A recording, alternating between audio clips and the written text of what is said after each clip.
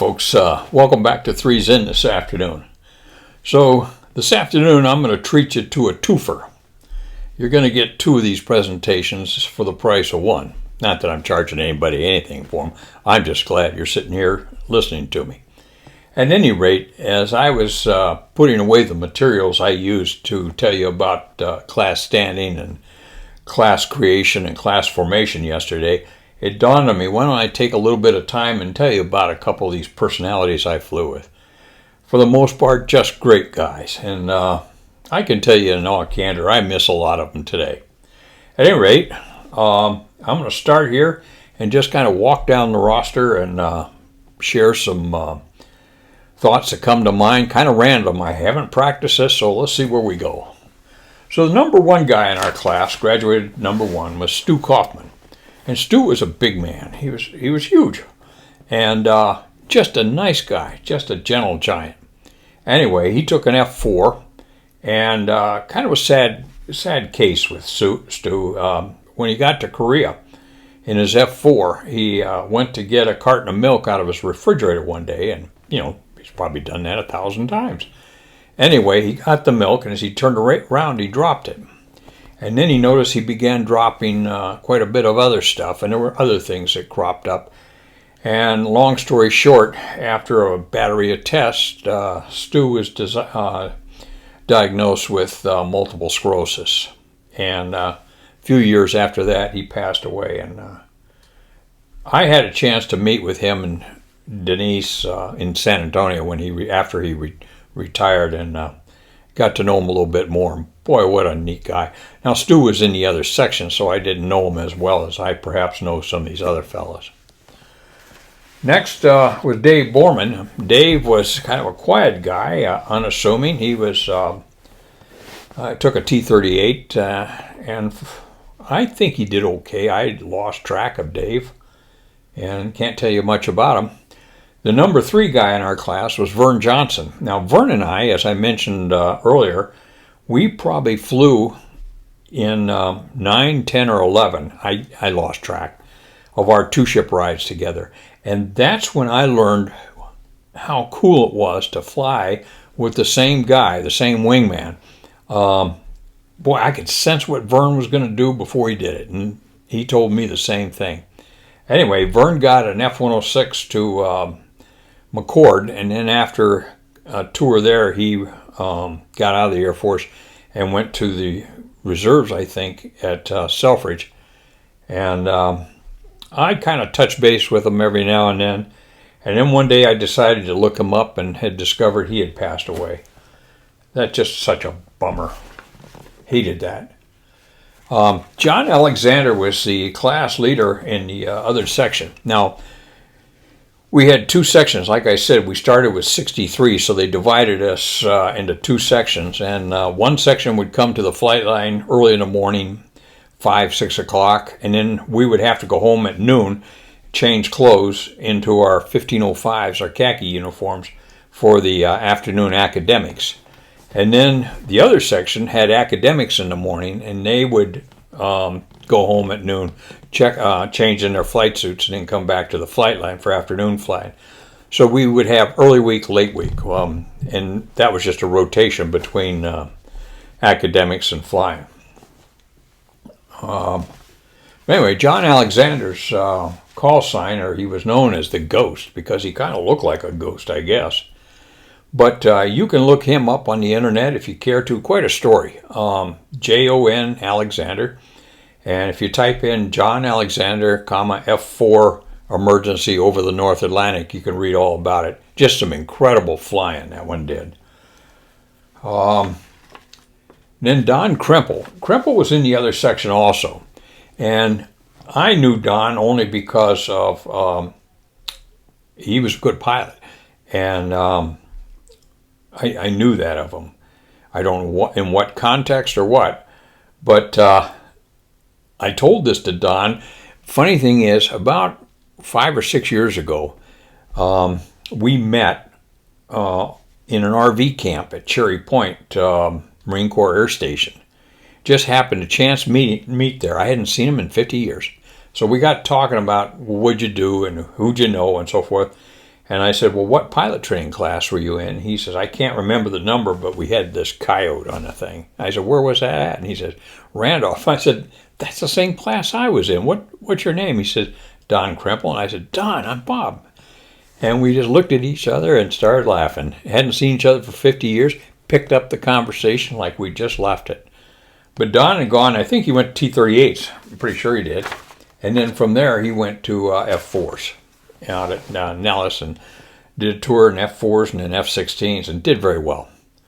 I remember, Don doesn't remember it, but I remember he had a contact check and we were down in the Auger that Friday night, the Auger Inn. And Don was just kind of bewildered. He was sitting there looking at his hands and he's going, how could you let me down? And I said, what's wrong? And he says, they let me down today. I said, what do you mean? Well, he didn't score as high on his contact check as he would have liked to. But I tell you what, that was a scene I just never have erased from my mind.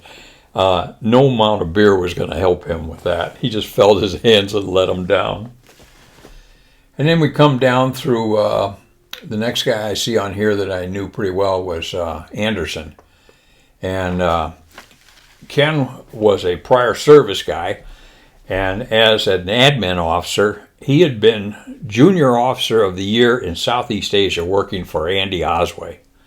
So all those lieutenants over there flying combat missions, day in and day out, second, first lieutenants, not too many second lieutenants I wouldn't think, but anyway, first lieutenants and so forth. And Ken gets Junior Officer of the Year for Southeast Asia. Okay, fine. Anyway, he graduated, he went from Randolph, he showed up at Craig, I believe. And when he got there, he showed up as a senior captain, very senior. And he came out on the majors list right after he got there. He had maybe 100 hours in the airplane as an IP, I don't know. And he made major 2 or 3 years below the zone. And then he made major below the zone and 06 below the zone. And he got into SAC, into B-52s. And that's as far as he went.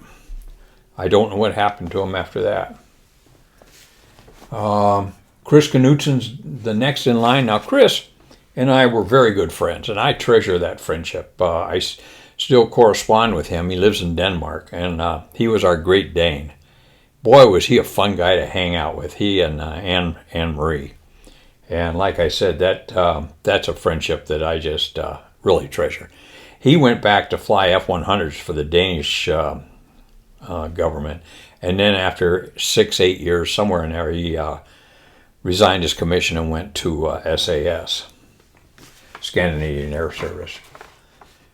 And then next down the line is Ron Sullivan, Sully. Sully was one of our academy guys, and another, just a prince of a man. I just really enjoyed Sully's company. He went to HC-130s, I think in England. I'm pretty sure he did in England. And then there was Armstrong and Avery. I didn't know those two very well. Avery came back into our class in 38s.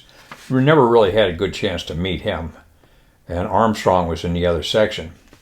And then there was Jeff Brand. Now, Jeff Brand was a character. I got a kick out of him.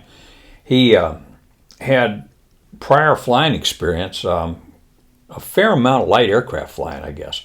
So when he came in, he just tore up the T-41 program and T-37 program. He was just whistling through the program. I mean, it was interesting to watch. Then he got into 38s, and when he got into 38s, he kind of cleaned his clock a little bit. He didn't do bad, but he had caught up to his learning curve, and he ended up getting a C-141 to Norton. And again, he did pretty well for himself. I think he might have had come back and done a IP slot. And Bruce Henline, I don't know whatever happened to him. John Keith. Now, John took a C-141 with me, and we both ended up going to McGuire. And we both had the same instructor going through Altus. And when my wife got pregnant with our son, we named him after John and Glenda. Now, we didn't want to call him John and Glenda, so we called him Keith. That was Keith's last name. Now, John was from New England, and I love the guy. He was quite a character. Anyway, over Christmas break, he and Glenda decided they were going to drive up to New England for Christmas. So we got out early that day, and they had the car all packed. They took off north. They got on I-35, and as they got just south of Oklahoma City, John was starting to feel fatigue, and he asked Glenda if she could drive. She said, sure. So they swapped seats, and John says, now when you get to I-40, he says, that's where we take the turn to New England. Not a problem. So John goes to sleep. Glenda drives up to Oklahoma City, gets on I-40, and about an hour and a half, a couple hours later, John wakes up and he sees Amarillo 40 miles. Oh, crap. So it's Christmas time. John was furious, but he couldn't quite express it the way he perhaps wanted to. He just let it roll off his back. And subsequently did. They just got to New England a little bit later than what they planned on. Then we went through 141 school together. Just had a ball with this character called Oscar Butcher. Now, Oscar Butcher, what a hell of a name. Oscar Butcher, we were given the assignment on the bulletin board. Holliker, Keith, you're going to Oscar Butcher. Okay, fine. And John, I remember him saying to me, he says, Holliker, he says, you know, when this guy walks into the room, he says, I can see him as a little short, chubby guy with bald head smoking a cigar. Oh, come on, John. So we go into the briefing room, and about 10, 15 minutes later, in walks Oscar Butcher. He's a major. He's a little bit short. He's smoking a cigar, takes his hat off, and he's bald headed. I about lost it. And John just sits there and looks at me. But we had a great time in 141s together going through training. And not only that, we just enjoyed the hell out of Oscar Butcher. So that was John and Glenda. And then we come down to Terry Phelps. Now, Terry was one of 3 Marines we had in our class. We had Curtis, Terry Phelps, and Chip Bragg. And all 3 of them went to A4s. So after we got out of pilot training, I didn't see or hear much of them after we got out of there. And then there's a guy here named Buzz Erickson. Now, Buzz was in the other flight, but Buzz was a character too. So one day, our assistant flight commander is sitting on runway 14 right, getting ready to take off in a tweet. So he's on the left side, and he's sitting there running them up, and something catches this. The assistant flight commander's name was Captain Chris. So something catches his attention out of his right eye. He looks over, and this tweet's rolling by. Well, it was Buzz Erickson. Here, Buzz was coming in, and he did a touch and go on the right side of the runway. Captain Chris was not one. He did not have that great a sense of humor as Buzz rolled by. I'll tell you about that. That's a story of its own. You come on down here, you get Holliker. That's a guy talking to you. Herb Morgan went to T-29s, good guy. Ken Lampkin was our class Aggie, and he used to tell us about his wife. He was so proud of marrying this woman named Merle. And he says, yes, he says, that's my Merle Pearlie, my girlie from Early. She was from Early, Texas. And I still think he talks like that. Dave Hanley went to Tweets. He was in the other section also, so I didn't really know him that well. And then you come down to a guy named Jim Grizzard. Now, Grizzard had a propensity for talking. Jesus, he would talk.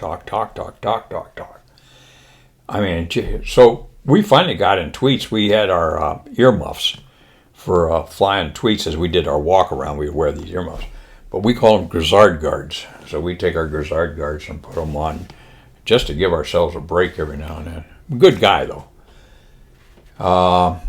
There was another guy on here called Divine. I did not know him because he was in the other section, other than his nickname was Firewater, because 1 or 2 beers and he was gone. Firewater Divine. Then we had Tom Wiederquist. Now, Tom was the first guy in our class killed. He was killed in a C-130 as they were on an ammo drop into An Loc. He was a second or third, I think the third airplane following the same heading, same altitude, same airspeed. Who thought of that crap? And they got blown out of the sky. And then next was Andy Gross. Now Andy got an ace. He was in the A7 program, or actually F100 program. I'm sorry. Then he came to A7s in Toledo, and I saw him there a couple of times. Matter of fact, I tried to talk to him about an A7 slot myself, but I was too old at that time. Then we had Rod Myers. Now Rod, I just thought the world of. Quite a character too. He's the guy in our class couldn't find his gym shorts one day, so he took his laundry sack, cut the legs out of. We had to wear white shorts for physical training, so he takes his laundry sack, he cuts the two legs out of him, puts a laundry sack on, and ties it, and shows up. Well, of course, John McBroom, the class leader, drives by, our class commander, wherever the hell. He sees him, or somebody else saw him at headquarters, and we got called out on it and had to do an extra lap or two. But who would have known? John got the airplane of my dreams. He got an F-105 to the New Jersey Guard. And then he served his commitment, and then he got out and went into real estate. Still kicking as far as I know. Jim Ussery, another character, probably deserving of a presentation in and of itself. Dave Vickery. Dave was a very, very dear friend. And we'd come home, he commuted with us. There were four of us that commuted. Dave, myself, Fred Drake, and Jim Grizzard. And we all lived in the Golden Talons there in Randolph. But Dave lived right up ahead of me, right over the top of me, So oftentimes he'd come into my apartment and we'd sit and have a cold beer. Well, Paige, his wife, would figure it out. Pretty soon she'd start stomping, and Dave said, "Time to go." And he did. And then coming down was George Barton. George was just a gentle, kind-hearted man, and I liked George a lot. Unfortunately, I just learned he passed away here a few years ago. And then Bob Hartfield. Hartfield's just good, just a solid man of the earth. Bob Klein. Klein was our resident outdoorsman, and I don't know how he ended up there, but I think he's up in Alaska now. And then we get down, there's Jeff Stark. Now, Jeff Stark was from New York, and you wouldn't think he and I would be, we didn't have a lot in common, but by golly, I just enjoy his friendship. And I dragged this down, I saved Jeff Clark to the last, because I had the occasion the other day to talk to Jeff on text about some dang thing or another, and that's what stimulated me for this, to make this video, to tie up loose ends. So we're chatting about this, that, and the other, and got to talking. I said, "And how old are you these days?" He says, "Next month, 76. So I gave him a thumbs up, and he said, "Had my last colonoscopy last week, clean and done." And I'm sitting there thinking, oh God, is this what 50 years has brought us to? When we used to talk about the dreams of flying, the dreams of this, the dreams of that, and now 50 years later, he thinks it's important to tell me about his colonoscopy. But God bless him, I'm glad he's still around to tell me about it. So that being said, thanks for bearing with me here and indulging me a little bit. Just fun to see these names and think about the bus ride from Randolph at 5:30, 6 o'clock in the morning over to Stenson Field. Half the guys were sleeping, the other half guys were studying, and there were one or two guys throwing up in anticipation of flying the T-41. Calisthenics, academics, the whole 9 yards. It's just fun to sit, and if I kind of stimulate some thoughts in your mind, that is just fantastic. So share with me in the comments. Thanks for stopping in, and with that, Bobo, base gear, stop.